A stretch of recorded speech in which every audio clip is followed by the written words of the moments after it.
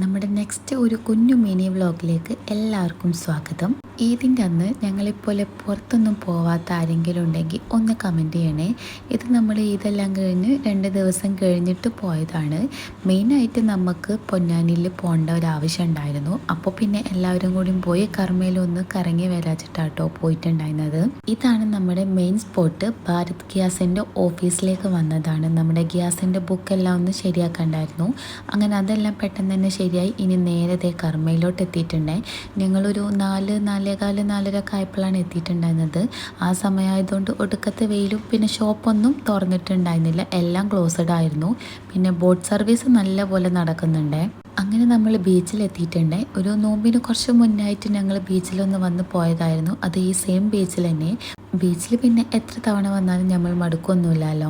അങ്ങനെ ഒരുപാട് നേരം അവിടെ നടന്നു. പിന്നെ ഒടുക്കത്തെ വെയിലായിരുന്നു. ഞാൻ പറഞ്ഞല്ലോ, ഒരു 4:30 ആയപ്പോഴാണ് ഞങ്ങൾ അവിടെ എത്തിയിട്ടുണ്ടായിരുന്നത്. അതുകൊണ്ട് ഭയങ്കര വെയിലായിരുന്നു.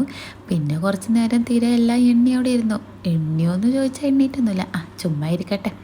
അങ്ങനെ കുറച്ച് നേരം നടന്നു. പിന്നെ അങ്ങനെ ഫോട്ടോസും വീഡിയോസും എല്ലാം എടുത്തു. പിന്നെ ഒരു കാര്യം, ഇന്ന് ഉമ്മയുപ്പി ഒഴികെ ബാക്കി എല്ലാവരും ബ്ലാക്കിലാട്ടോ ഇറങ്ങിയിട്ടുണ്ടായത്. അതും അൺഎക്സ്പെക്റ്റഡ് ആയിട്ട് സംഭവിച്ചതാണ്. പിന്നെ അവിടുന്ന് ഒരു കട്ട്ലേറ്റും കഴിച്ച് നേരെ അവിടുന്ന് പോയി. അങ്ങനെ പോകുന്ന വഴിക്കാണ് നമ്മൾ ഈ ഒരു മിഠായി കണ്ടത്. അങ്ങനെ അതും കഴിച്ച് നേരെ പോയത് നെസ്റ്റോലോക്കാണ്. എൻ്റെ ചെറിയ നാത്തൂൻ ഇന്ന് അങ്ങ് മംഗലാപുരത്തേക്ക് പോവായിരുന്നു.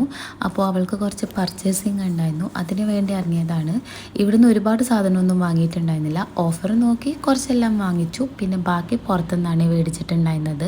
ഇയാൾ ആദ്യം തന്നെ പിടിച്ച് ട്രോളിൽ എത്തിയിട്ടുണ്ടെങ്കിൽ അല്ലെങ്കിൽ നമുക്കവിടെ 8ൻ്റെ പണി കിട്ടും. ഈ ഹോസ്റ്റലറുടെ മെയിൻ ഐറ്റാണല്ലോ ഈ മാഗി. ഇപ്പോൾ ഫുള്ള് കെറ്റലിലാണല്ലോ ഉണ്ടാക്കാറ്.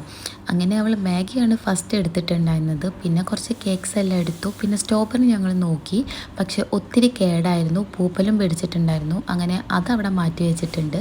അങ്ങനെ വാങ്ങിയ സാധനങ്ങളെല്ലാം ബില്ലടിച്ചു. അങ്ങനെ അവിടെ നിന്ന് ഇറങ്ങി നേരെ പോയത് തൊട്ടടുത്ത പർപ്പിൾ ഷോപ്പിലേക്കാണ്.